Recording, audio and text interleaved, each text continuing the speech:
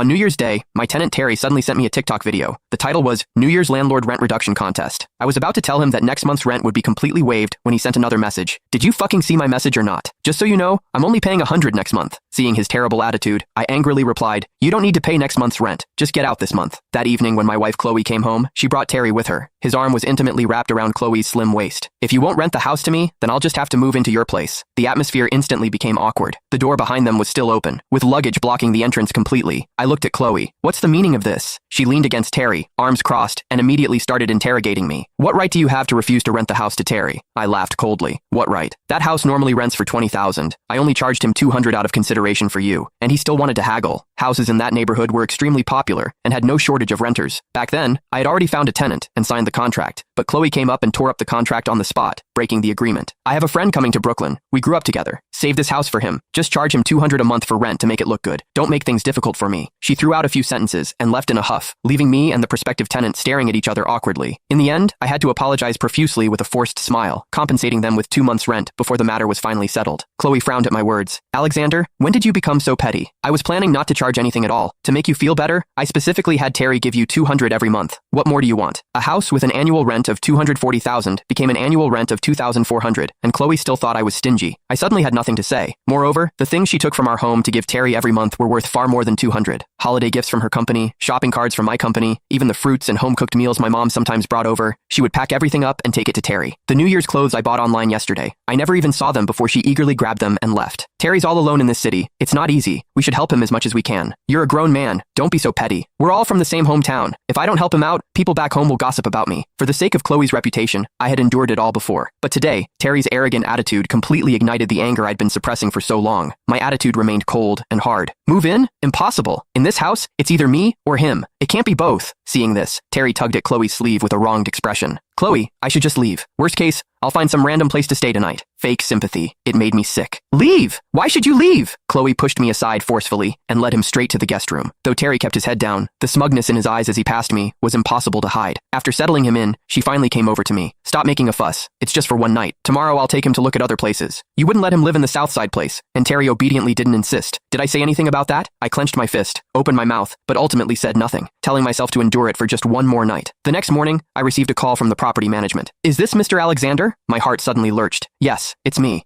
Could you please come over? Your house seems to be leaking and has flooded the downstairs residence. We can't reach your tenant and have no way to open the door." That completely woke me up. I hastily got dressed and rushed to the rental property. A crowd had already gathered at the door. Seeing me, someone angrily approached. "You're the landlord here, right?" I nodded. "What's going on with your place? My ceiling started leaking last night, and this morning when I woke up, there was a layer of water on my floor."